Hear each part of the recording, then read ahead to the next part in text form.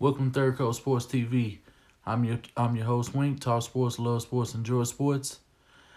Today we're going to be doing a recap for the Houston Texans versus the Indianapolis Colts. Oh man, this was a doozy, man. And, predicted a whole lot of things, right? Predicted this team to do a whole. Oh man, Travion, what's good? G Rob 4866, what's good? Danny, what's good? I'm not gonna blame this game on the refs, and I'm not gonna blame it, on no injuries, man. We gotta own up as fans, bro, and just realize that what goes for other team goes for us as well. We gotta be an accountable football team, and we gotta charge these dudes up when they doing shit wrong on the football field. Execution, it wasn't really good. You gotta credit the Colts fans, for having a solid game plan. One of my suggestions was to make sure that 56 was off of the field so that he couldn't have proper protection for Jacoby Brissett, and they went away from that. I think if they'd run the ball a hell of a lot more than what they were saying, we gotta own up as Texas fans. I'm a man of my word. I had no qualms. The Colts fans don't scare me. I know they talking shit. A few of them, tagged me in a couple of posts that I was on throughout the week, and I can take my wounds. You know what I'm saying? It ain't nothing. I'm just a fan of the team. I ain't playing because if I was on the field, I'd be making a difference. But, my heart is bigger than a lot of these dudes on this football field. But it is what it is, man. Shout out to Danny, Travion, G-Rob, Danny, Kobe, Dominic Hampton, Charles Montgomery, Mr. Killer KB. What's good? What happened with what? What happened with what, Charles? What you mean? What's going on?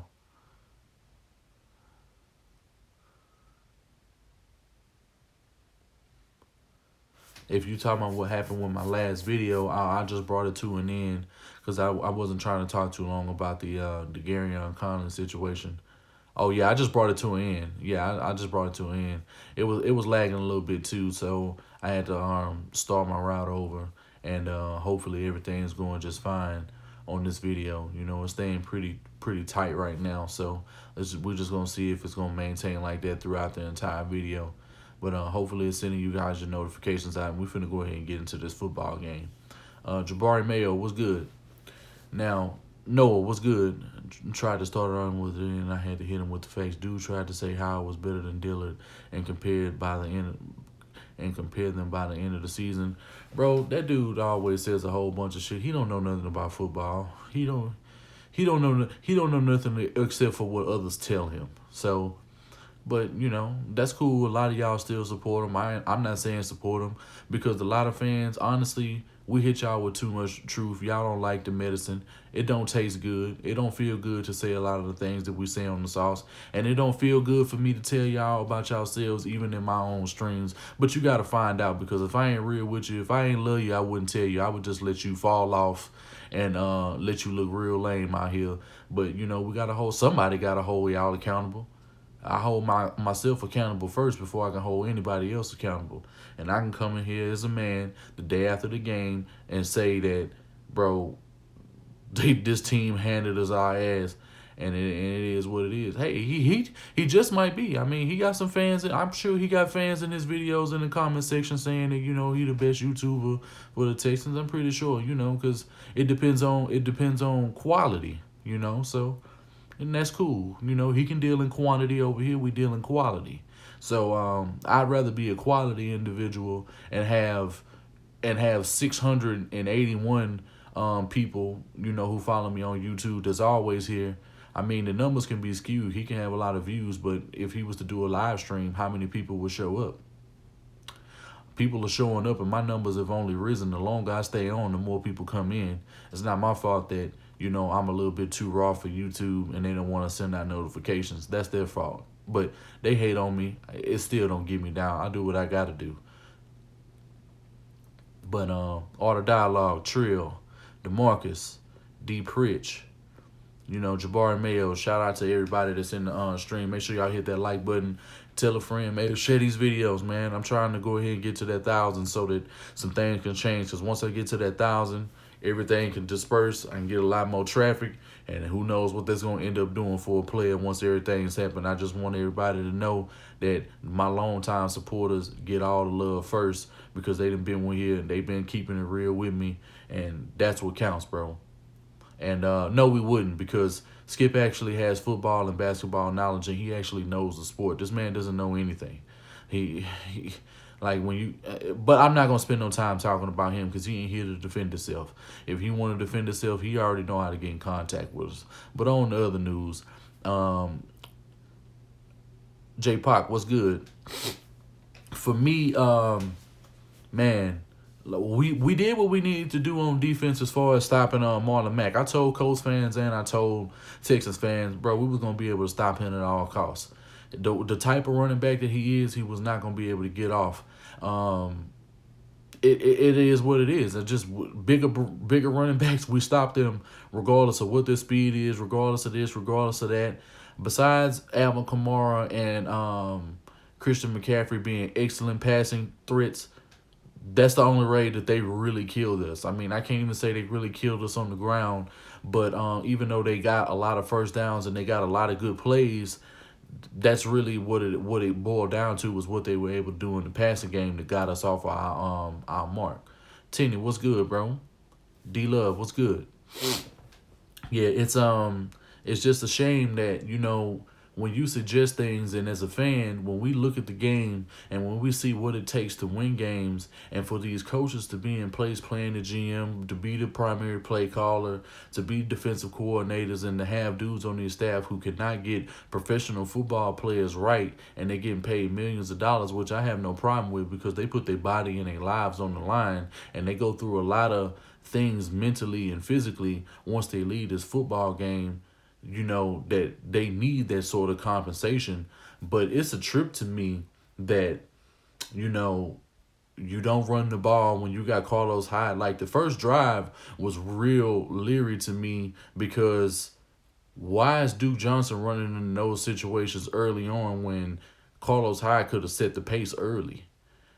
Carlos Hyde, I'm not sure if he said something. I'm not sure if he was in the doghouse. I'm not sure what was going on, or I'm not sure if he was really involved in the game plan. But it was clear to me early on that he wasn't a major part of the game plan, and it is what it is. And Stills was going to be the number 2 by default, but he really should have been the number 2 really from the get-go once he came in the building. But I understand Will Fuller's been in the building a whole lot longer, so you have to keep him in that situation. He's been a great number 2 when he's been on the field, but if you move him to the 3-man, nobody's going to be able to keep up with him in the slot. Not that they can keep up with him as a 1 or a 2, but it makes the game a hell of a lot easier when you don't have guys bumping him from the line of scrimmage.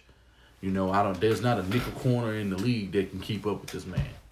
Can't keep up with Stills really either, but William Fuller V is a totally different and a totally different athlete.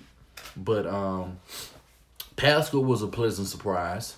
Eric Ebron decided to show up. He didn't show up the whole season, but we say that it's the guys that you never expect, that have played horrible the whole season. They end up showing up against the Houston Texans when it comes that time.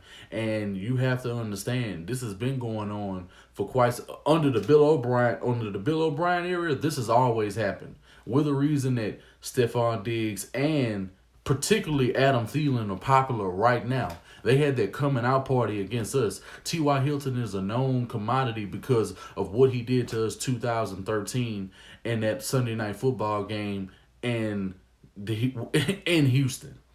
You know what I'm saying? Miles and that Yak, what's good? Diesel Mufasa, what's good? DeMarcus, what's good? You make your name against the Texans. This has been happening. I mean, I know I've seen Pascal. I know who he was, but I forgot all about him. I didn't really look at him as a major threat. But what they were able to do, and the fact that they did play T.Y. particularly well, but it was certain parts of the game in certain quarters where T.Y. was actually able to make his mark, because for the most part they pressed him up. They really phased him out of the game. But then Ebron steps up. Then they knew to attack the corners, and as we kept steadily losing corners, and they were doing stupid things, and the refs were throwing useless penalty flags. Like the refs threw so many flags that they picked a few of them up and was like, "No, it wasn't nothing wrong with that play. Y'all can just keep whooping these boys' ass." You know what I'm saying? And that's just what it is, man. And it's absolutely ridiculous. You know what I'm saying? And yeah, the TTC. Oh, that's the trash talking crew.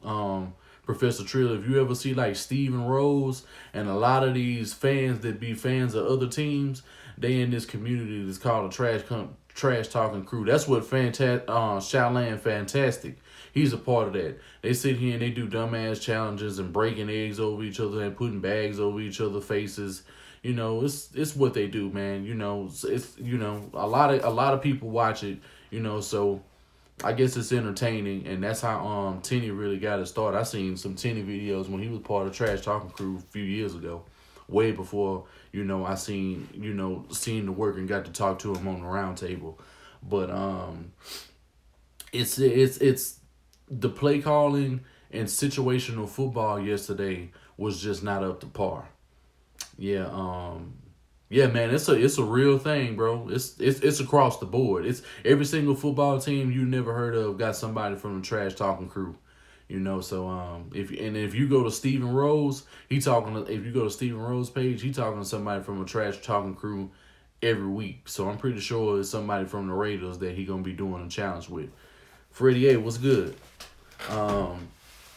For me, man, defensively was the major letdown, throughout the game because it took them so much longer to adjust to what the offense was doing. And then once they finally started slowing the pace down and started slowing down and actually started getting, these guys off the field, yeah, you already know what it is.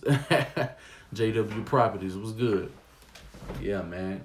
But it's absolutely ridiculous that, you put this team in a position with losing players. You're taking Cunningham off of all the important third down plays when he should have been playing in coverage. He was playing in great coverage the whole game. Freddie Freeze, one of the guys that y'all seen in the stream the other day, he was just trying to go on and on and on. Bro, outside of Darius Leonard, nobody else that they have on their football team is better than anybody we have at the linebacker spot. Whitney Merciless, Cunningham and Bernard McKinney are better than anybody else outside of Darius Leonard on that football team. It's not even comparable. Nobody talks about Anthony Walker. Anthony Walker is not an all-pro. Anthony Walker is not the top of anything, but he played a decent game yesterday, and it was really due to the fact of the Houston Texans O-line because they didn't want to pick him up on a specific third down play. Outside of that play, he was only involved in a couple of plays, and he tried to say that Zach Cunningham was involved in just about every single play, and it made no sense whatsoever that he would say that these guys didn't have a fantastic football game when it proved that on the football field. These penalties, man, it just goes to show you that they don't have a grasp on this team as much as they think they do. Because if this was the hard-nosed coaching, then we would be reaping the benefits of having a disciplined football team across the board. The guys, if they didn't have the fear of losing their jobs, if they didn't have the fears of being cut on this football team, not simply just because we have injuries, but dudes have to play on this football team because they've built no real depth. Bill O'Brien has done this to himself time and time again, and because the way that this man moves and operates, it does nothing but hinder this football team, and he never thinks ahead. He always thinks about right now. The moves he made, while a lot of them were good, we love Carlos Hyde, we love Duke Johnson, we love Kenny Stills, we love Larry Tunsil, but let's just face the facts. Those were right now moves. Those weren't future moves. Larry Tunsil is not guaranteed to be on this football team 2 years from now. Neither is Kenny Stills. Neither is Carlos Hyde. Neither is Duke Johnson. It makes no sense to me. And Roger Johnson, outside of a couple of snaps, he played okay. It wasn't his best game. I'm not making any excuses for him, but What do you expect after the man hasn't played really in 5 weeks? What 4 to 5 weeks? The man hasn't played in a month. Came in and played as good as he could against Justin Houston in short work. And after a couple of plays, he definitely got blown up on that first sack that Deshaun Watson took. And after that, people were just acting like, oh, he's just so bad, bro. He had a couple of bad snaps.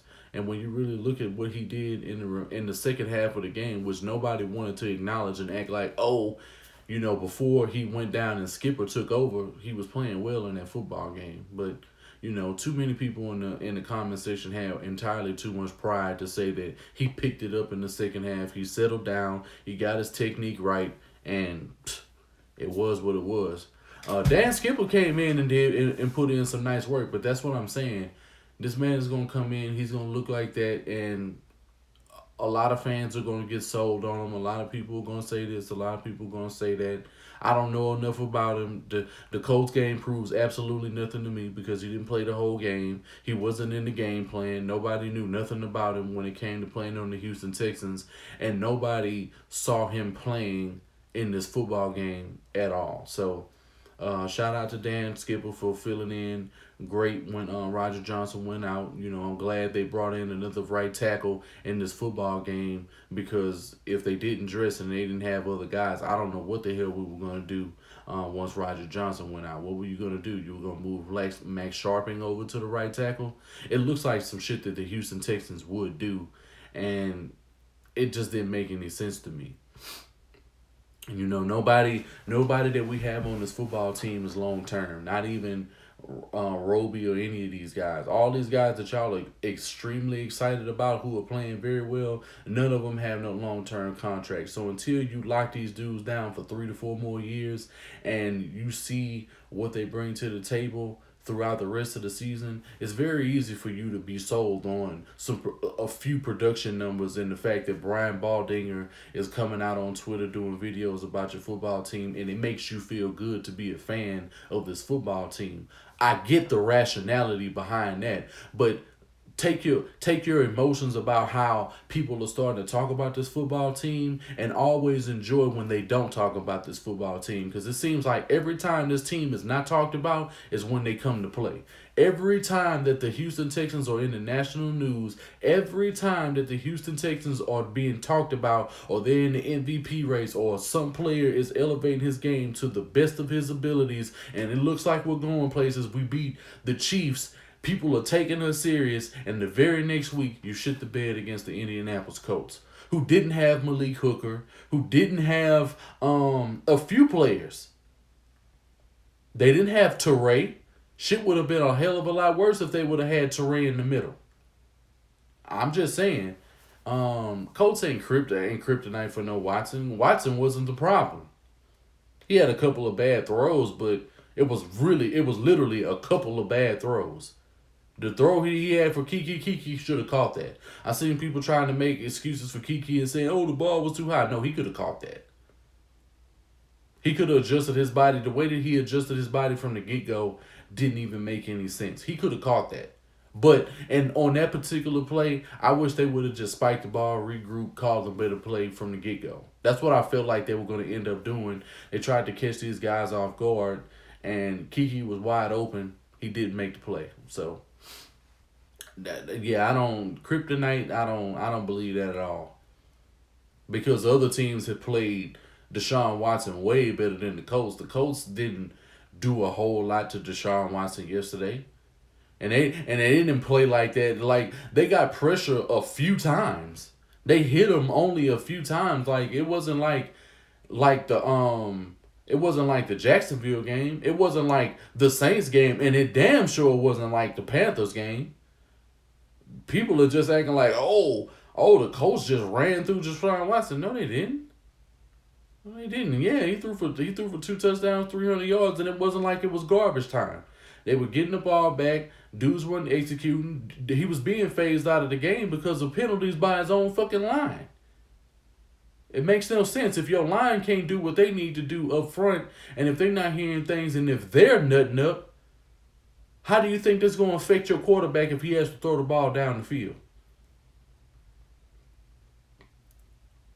Huh?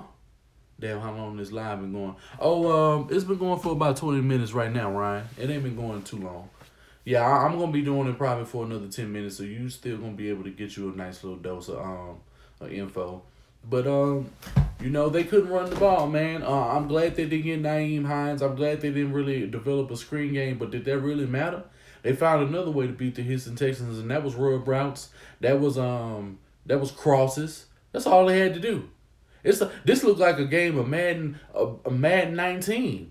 All I had to do was just get on mud and just put and have conductor on and put everybody on crossing routes. That's literally all they did the whole game, crossing routes. Dudes were defenders were crossing these guys' face the whole game. I don't get it, and just bullshit penalties the whole game. The whole game. That's all it was. It was Mike Vick and conductor. He was coming to the line. He made his pre-adjustments, and dudes were running crossing routes the whole game. And that shit was and that's before the patch, where the crossing routes was really trill. You know what I'm saying? So that's exactly the way it was for the Houston Texans yesterday in this football game, and it made absolutely no sense. I mean, dudes weren't even like putting their hands on these dudes. Like, I mean, yeah, they were playing rough when they were off of the line, but like I only saw like Cunningham really pass a dude off like right in coverage. He bumped the hell out of this dude in the game, and he didn't get the ball thrown to him. But it's like dudes, when they were playing zone, they couldn't play zone to save their lives. Like, dudes were just getting passed by in their zones, and nobody was really communicating. And that's a major key that has always hindered this football team when it comes to the defensive side of the football. These dudes don't trust each other. Justin Reed and all these guys can say all that bullshit all they want. It's clear on the field when you're in the game, you're not communicating, you're not telling nobody what's up, and you don't trust the guys in front of you. Say whatever you want. We got to call Justin Reed out for the shit that he wasn't able to do, which was nothing yesterday. He didn't do shit. And I love Justin Reed. I'm a huge fan of Justin Reed. But it's been a couple of games throughout this entire season that Justin Reed has not shown up. He got a lot to say on Twitter. He got a lot to say in interviews. He got a lot to say this. He got a lot to say that. But you didn't show up in the game at all. You knew dudes was getting killed. Why weren't you helping over the top? And why weren't they playing robber? If they would have been playing robber or some shit like that in the cover one, maybe we might have been a whole lot better. I'm not sure. But across the board, Reed has not done too much. Reed is underwhelmed this year. I'm just going to say it. He's had a sophomore slump. He hasn't played that good. I understand he's had an injury. I understand. So I'm not going to completely vilify him. But hey, he got to pick his game up. And I think a major reason why he hasn't been able to pick his game up, I'm just finna go ahead and say it. Honey Badger ain't back there with him. And it's clear. How does Tayshaun Gibson gonna elevate anybody? And that's exactly what Toxic City Teeny said before the season started. He's not elevating anything. Mike Adams, bro, we know who Mike Adams is. He played for the Colts. He played for the 49ers. We know who Mike Adams is. A lot of fans may not know, but, when Kareem was back there, he could elevate him. Guys that are no longer on this football team, but Mike Adams is slow. Mike Adams, the only thing he could probably do, he's more of a box safety. He ain't covering nobody. If he not finna play that long, I don't know why he here. I don't know why Bill O'Brien signed him. He's a nobody at this point. He's just here just to say we got him. He didn't even play in the game once Tayshaun Gibson was out. And why don't we have any depth at safety? The moment that Andre Howell left this football team, why didn't we go out and go try to get safeties? Why is Eric Berry not signed on this football team right now? Sua Cravens, hell, I would take a chance on him, but I would much rather have Eric Berry. Eric Berry right now. Why is he not even in the equation? Like, I don't get it. He's played with Romeo Crennel before. You think he's not going to elevate a guy like Justin Reed to another level? He will. But they don't want any real talent on this football team, and that's sort of how I felt about the whole Garyon Conley situation. And for anybody who just missed that video, Garyon Conley is lit up He's been targeted 26 times. He's given up 18 passes. He's given up 266 yards with 4 touchdowns throughout this entire season this year in 6 games. And I want to say week 1 he had a neck injury and had to come back from that. So I don't even think he's played all 6 games. The man gets hurt, and it is what it is. It's Texas fans get wild over anything because they see a couple of highlights. They see a couple of people on Twitter saying a couple of things because let's just face it, Texas fans can get sold on anything. You only praise Titus Howard because he was a tackle and everybody knew we needed a tackle, so everybody was like, well, fuck it. I mean, I guess it's an okay pick. Look, if you don't believe me, go back and go relook at the draft and go look at the Texans fans who when they showed the Texans making the pick, and go look at the dudes and they be like, oh, okay. You know what I'm saying? And then they go see a couple of highlights and see what he did in the Senior Bowl, which wasn't much. They get fooled by that because they don't see the entire game. And somehow because Bill O'Brien and Brian Game believe in somebody, that makes them good. I mean, it's ridiculous, man. Everybody anointing Titus Howard like he's the greatest fucking tackle we ever had on this football team when he's only had a couple of good games. I had somebody who said that he played well against Grady Jarrett when this dude didn't even realize Grady Jarrett is a fucking D tackle. And he went up against Nick Martin the whole game. And if it wasn't Nick Martin, it was Max Sharping. Dudes exposing themselves just by people that they saying was shit like that. It didn't even make any sense. Yeah, Titus is cool now because you done seen him in a couple of games, but who is he winning? Who is he winning against as an outside linebacker or as an edge rusher? Because when he played in Jacksonville, he looked horrible. When he was in the Panthers game, he was getting destroyed. Yeah, it's easy. I guess it's been easy to look good against the Chargers because the Chargers pass rush ain't there. But you know, the main reason why the pass rush ain't there is because they don't have no D tackle who gets any pressure. Sharpen was a great pick from the get-go. We praised the Sharpen pick. Titus Howard has moved and he is trending upward.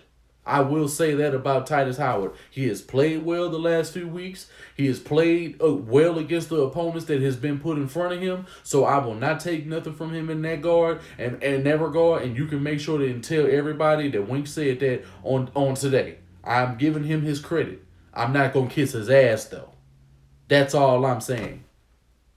Yeah, Ray, man, I don't know what. Ray been out of commission. Ray been having a lot of shit to do. I'm definitely waiting on him to do a video, man, because I definitely want to hear his thoughts. But I think, you know, he's been let down and he's been so depleted. I think it's just taking the steam up out of him. And I don't even think he wants to fucking do any videos right now. I don't. He hasn't even mentioned anything about a video even in the chats to us, so... I mean, I'm pretty sure he'll come through the stream if if he has some time tonight, if he ends up getting the notification. I understand everybody's not getting the notifications, but it is what it is. Max Sharpen has played extremely well. He's filled in the left guard spot, and that's a match made in heaven. A left guard, hands down, was the biggest position that we really needed to fill outside of left tackle, and it was even more of a need. I'd say it was left guard, right tackle, because we've been hindered at right tackle for just as long as we've been hindered at left guard. And it just sounds like right tackles have been taking advantage more than even the left tackles on this football team. My evidence of that, go look at when Chris Clark was playing right tackle. Remember them days?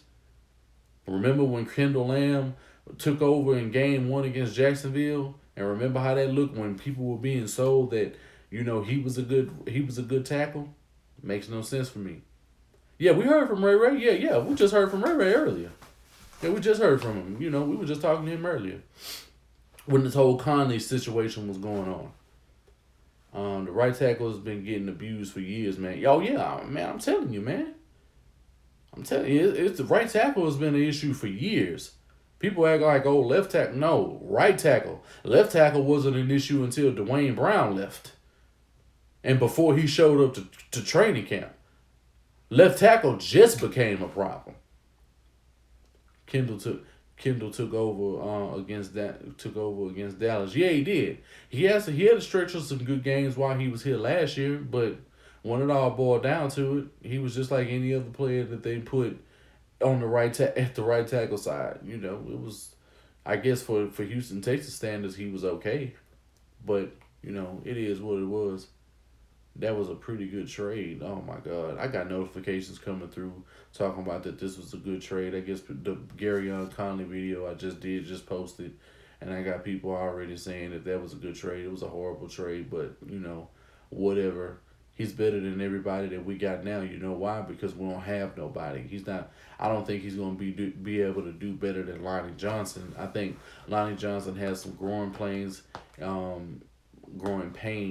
He has some things that he has to overcome. But the Colts receivers and the Colts tight ends, they did what they wanted to do. They running backs couldn't do nothing. Their quarterback looked like the best quarterback in the league. He was hands down the best quarterback that played against us all season, even better than Drew Brees. Like, he had a better game than anybody that has played against us all season long. Jacoby Brissett has the greatest game against us. We couldn't get no pressure. And why is everybody making this assumption that, like, our pass rush is just so good and having a guy like Gary Conley in the backfield is just supposed to just do so much? Bro, last I checked, Jacoby Brissett completed like 68% of his passes with 4 touchdowns, and because of a botched snap, it's not like we created any pressure to get that play. The snap was horrible, and somehow the Houston Texans, we caused the fumble. No, we didn't. The pass rush ain't been about shit. We haven't gotten to quarterbacks consistently since we played Kyle Allen. That's the last good game we had a pass rush. We didn't even have a good pass rush against the Falcons. We didn't have a good pass rush against the Chiefs. It's been quite some time since we've seen a very good pass rush from this football team. And this team has cooled down a whole lot up front. DJ Reed is playing well. You got J.J. Watt, who got a lot of hits yesterday against Jacoby Brissett. I will give J.J. Watt that. This motherfucker was all over Jacoby Brissett, and he made sure that he hit the hell out of Jacoby Brissett quite a few times.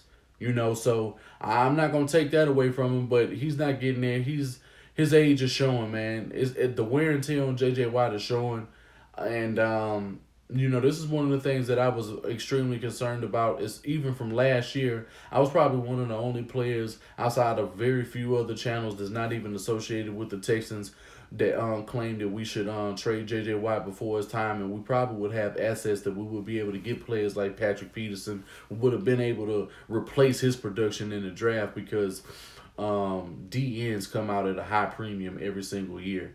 You can find a good D-end. They're not hard to find.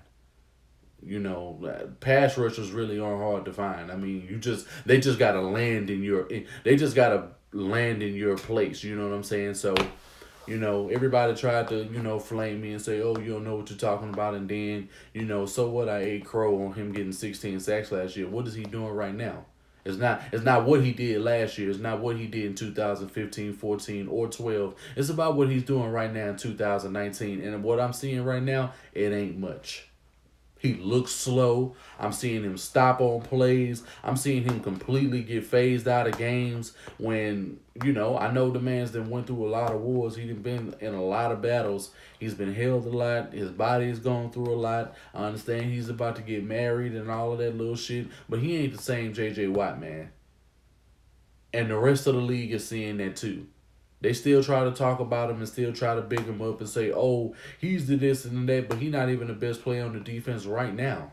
He's just a name. And I hate to say it like that. He may have 1 sack. I'm glad you said that because you bringing him up. Go look at his tape, though. He all over the place making plays for Seattle. Yeah, sack, okay, that's whatever. It is what it is. He is what he is at this point.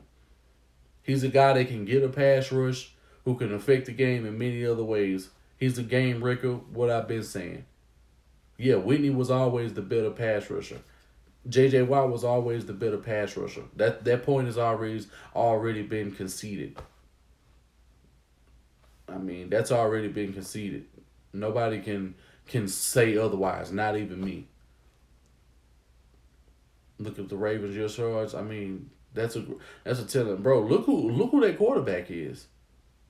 I mean, that's not even fair. Lamar Jackson is the fastest quarterback in the league. It's not even fair. I mean, that's not even fair. I mean, he's gonna do that to us. You think that happened to a Seattle team? So whatever he did to them, it's gonna be way worse by the time it's time for us to go to Baltimore. And the Seahawks defense is better than the Texans defense right now. I mean, I know we talking about what Roby and all of these guys just doing what they just started to do when they should have been doing this the whole season. But how can they? And this is why, to me, these signings were sketchy from the get-go, is because they don't have a coaching staff who going to play to their strengths at all times versus being sometimey. I don't like that. I don't like the fact that this team constantly plays and they play other teams' game. And we literally played the game that the Indianapolis Colts wanted us to play. We played their game, not our game. I'm not even sure what our game is. When somebody figures that out, let me know, so I can be in tune when I can see it on a consistent basis.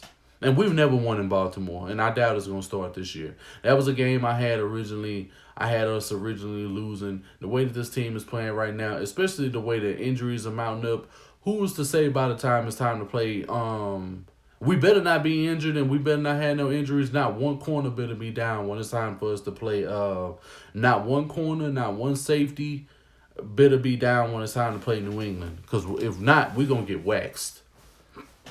Brady been looking like, oh, he human, but trust me, he going to wake up when it's time to play us. The same way Jacoby Brissett did. That's why that nigga still punching us in the mouth and he 4-0 against us with two separate teams. I'm just saying. Bro, I honestly just want to lose, so I know for sure Bob is out here. I can understand that rationality, man. I can understand that, but this coaching staff is too lenient. And this organization is too lenient. They don't hold dudes accountable. You know, this man just went 4-12 2 years ago without Watson, and it just goes to show you he can't coach up nothing if he don't have no playmakers on the field. I don't want to hear nothing about coaching because, like we said on the stream the other day, look what the Panthers are doing. Look what the Saints are doing. Yeah, ain't no excuses. They got injuries too. Both of them teams got injuries. Hell, the Saints got injury. The Saints and Panthers got the injury at the most important spot on the football team, and their quarterbacks are still getting it done to go along with everything else, regardless if they got to manage the game or not. At the end of the day, what are they doing consistently since they quarterbacks done went out and win every single game? So I don't want to hear nothing about that. Are you gonna say that from the top to the bottom that the Panthers are better than the Texans from top to bottom? They got a better offensive quarterback, and that was before Cam Newton went down. Coaching matters in this football team. It matters in this league. If you don't think so, shame on you. We already got the video evidence, and we got 5 weeks of evidence without these damn dudes on the field, and it just shows you coaching means everything. A main reason how I can pick these games this year, just off of the strength of the coaches, I know we can't beat certain dudes. I originally had the Panthers as a loss. I was harping on that. I was like, people was like, the Panthers? Yeah, just watch. We never beat the Panthers. We've never beat the Panthers. We've never beat the Vikings. We've never beat the Eagles. We never even beat the Eagles. We never even beat the Eagles when we were the Oilers. We have never beat Philly on the football field, ever. We don't beat the Giants. We don't beat New England. We've beaten the Packers, but we don't beat the Packers. We don't beat the Rams. We don't beat Seattle. Yeah, we were beating Seattle when in the earlier years, in the Sean Alexander years when Andre Johnson was killing the game. But it's a lot of teams. We don't beat the Seahawks. It's a lot of teams we do not beat like that, bro. Dudes, yeah, the only team that we're unbeaten against that can't beat us is the Bears. The Bears don't have a single win against the Houston Texans franchise. That is the only team that we are 100% good against, and it don't matter what they do. Outside of the game that Cincinnati won when Ryan Mallett tore his titty meat and didn't want to tell nobody that he tore that breast of his, like since he only has one win against us in their history. The Miami Dolphins, they end up beating our ass. When they beat our ass, they beat our ass. And they only have one win. We don't even win against the Chiefs like that.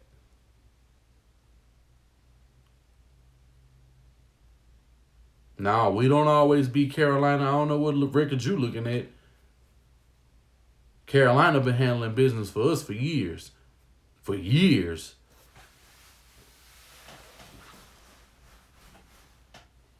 It don't make no sense, man. Like we done come a long way. We done been through a lot of seasons. We got one of the best quarterbacks in the game, and with the way it's looking, man, it's just like we gonna always be in a situation. We gonna always be in a situations where, regardless of how talented this football team is, it don't matter because the culture from up top sucks. That's one of the things that Jalen Ramsey harped on in the interview he did with Ryan Clark just yesterday.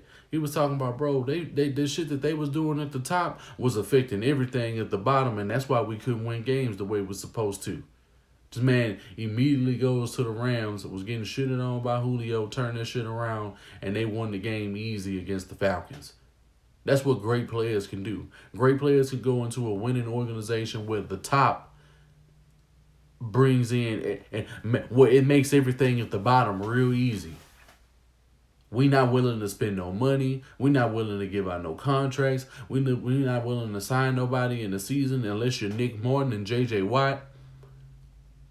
What's the common denominator in that situation? I'll let you guys figure it out. I don't know, man. I don't know what's going on. I don't know why it's. I don't know why it's. I don't know what's going on. I don't know what. I really don't. I don't know. I don't know what's going on. And 2 times in 19 years, whoa, that's absolutely ridiculous. 2 times in 19 years, we didn't beat the Panthers. That's horrendous. Yeah, titty meat. That's what it is, bro. That boy got breast. He's skinny with titties. Like, how you skinny with titties and he had a fat abdomen? I don't. Oh my god. And he had no calf definition. Like, ugh. Like, I don't know, man. I don't know. I don't know, man. We play him every 4 years, but when we play him, we get our ass beat. That's the whole point. For you to play a team every 4 years, you get your ass beat every time we play him. Gary Kubiak, that shit with the bootleg was beautiful. I mean, when we didn't vilify Kubiak entirely too much, I doubt he'd want to come back. But if he did come back here, some shit was going, and the only thing that's going to end up changing was Deshaun Watson in that situation, and I'm not sure once he left here. But well, he did. No, he still had that dumbass thing that he had in his scheme, and that's one of the things that rubbed Peyton Manning the wrong way was when he said that he wasn't able to really like call his audibles and shit like that. And that's where they really butted heads, but. You can't do that to a guy, Peyton Manning, and try to put any handcuffs on him. But I guess he was doing that because he saw how injured he was and he wasn't able to put the ball down the field, so he wanted to limit the mistakes. I can look at it that way too because Peyton was pure garbage his final year of his career, and he was coddled and carried throughout the entire season. He got the Gary Kubiak is. Oh, no wonder Dalvin Cook looking so damn good and he running for 150 yards a week. I forgot he coached the Vikings. I forgot he the offensive coordinator for the Vikings. And the Vikings have looked damn good. When Gary Kubiak went, bro, the best year that, matter of fact, the greatest year that Joe Flacco ever had was under Gary Kubiak statistically in the regular season. Hands down, his greatest season is under Gary Kubiak. You see what what the Vikings are doing offensively right now. They going hard. I love that Shanahan scheme. That Shanahan Kubiak scheme, I love that scheme. Gary Kubiak would be a hell of a lot different now because he left Houston. The offensive weapons that we had with Houston, Gary came back. Gary came back. He offensive coordinator for the Vikings right now. And if you've been keeping up with the Vikings and what they've been doing, everybody that's part of that Shanahan tree is successful right now. Look at what Kyle Shanahan is doing for the 49ers right now with a healthy Garoppolo. He getting it done. They putting up points and they playing phenomenal defense. They don't run under center enough. But when he plays under center, it's great. We don't play under center enough. We always in the gun. They averaging 36 points in the last 3 games. I can believe it. And they shellacking dudes. And they killing dudes. They putting ass whoopers on these dudes. So I wish things could get back to a certain way, but it doesn't look like it's trending in the right direction for us right now. I mean, I'm pretty sure that we'll end up winning the game against the Raiders.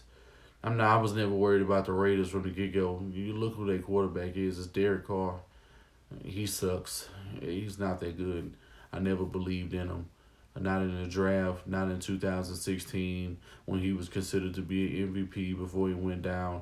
I just feel like if he got away with one in Mexico City, and if he would have been in that playoff game, he would have suffered the same fate that Cook did, and which was a loss because the defense was entirely too good. They had no run game to speak of, and their dudes were dropping passes that whole game. That wasn't going to matter who was the quarterback. They dropped like 8 passes throughout that entire game. If we fire Bob, I can see the Redskins picking him up for some reason. Man, it's going. Yeah, I can see that. I can see, bro. I mean, it's a lot of teams. There's a lot of teams, dog. If the fucking Raiders beat us, I'm gonna be felt up. Hey, I don't blame you. You should be with the. You should. I mean, I understand people want to be done, but that's the thing about this team. This team knows how to lure you back in, and they know how to let you down way worse than they ever got you from the first place. This team is Freddy Krueger. It's just a nightmare It's a nightmare on Elm Street. You never know what you're going to get. You don't know if your tendon's going to be hanging out your body and you're going to get cut from a bell tower. You don't know if Freddy going to pick you up and stick your head through the fucking TV. You don't know if he going to be in the shadow and he going to stick his glove through your chest. You don't know if the nigga going to pull you through the bed and your blood going to end up on the ceiling. You don't know what's going to happen. You just don't. Yeah, Clarence ain't going to be nowhere to be found. Clarence got a bet with me that he's supposedly going to end up making on the sauce. When we play Jacksonville the week of when we get ready to go to London. Jacksonville is no longer gonna be a problem whatsoever because Ramsey not on the team. So that's a deficiency that they not gonna be able to overcome until the draft comes here. So I'm not worried about Jacksonville whatsoever, even though they did play us extremely well the first time. I don't believe in Jacksonville because they're similar to the Texans and they can't overcome they've never been a team that can really overcome a lot of things, whether that be injuries, whether it's coaching decisions, playing from behind. Jacksonville is just not made that way, but the Colts deserve all the credit for everything they did. They had a good defensive game plan. They had a good offensive game plan, and it is what it is. It's not too much more that we can say about this game. Jacoby Brissett, looked like an absolute beast. He looked like Peyton Manning in the Rosencopter game. If you've been around the Houston Texans long enough, and if you've seen the way that we had that epic collapse after we were up, I want to say like 24 points or some shit like that, like 27 points, and under 4 minutes, and getting turnovers. Peyton Manning, bro, put up like 28, 30 points in like less than 4 minutes against the Houston Texans. And it was absolutely ridiculous. But yeah, man, that's my recap for this. I'm done talking about this football team tonight. I'm supposed to be in the bed laying down. I gotta get up early in the morning. My throat dry. I'm thirsty as fuck. So I'm finna go in here, go grab me a cherry coke, go ahead and lay it down and get ready for this work week, and try to make something out of myself, man, for me and my family. I appreciate you guys coming through. Everybody that dropped it, make sure before y'all leave this video, if you didn't, if you're not a subscriber, if you like the content, go ahead and subscribe. Make sure you guys go over to Soft Sports. You can go to the channel and look at the link videos, and everybody who's part of the roundtable, you can definitely tune in to all our videos. We're putting out a lot of content. Check us out on social media as well. We appreciate that too. I respond to every single message. Responded to a guy, earlier when I was getting ready to leave work, and he left me a cool little message on IG. I appreciate all that support. Shout out to y'all. Y'all keep supporting us, man. Y'all keep supporting us. We're going to make sure we're where we at. And, we're going to try to take this local media away because they not giving y'all what y'all need. And we got to give y'all, I would rather y'all get what y'all need versus you getting what you want. Your needs will always outweigh your wants any day. We want $1 million, but shelter, clothing, a decent job, whatever it takes. It takes that to get to where you want to be later on in life. So I'm doing everything I can to make the strides to make sure that we can get y'all quality content along with everybody else on the round table. Y'all just make sure y'all keep supporting us as a stand, and y'all do y'all part. It's gonna make it even easier for us to do ours. So welcome to the Third Coast. I'm your host Wink. Talk sports, love sports, enjoy sports.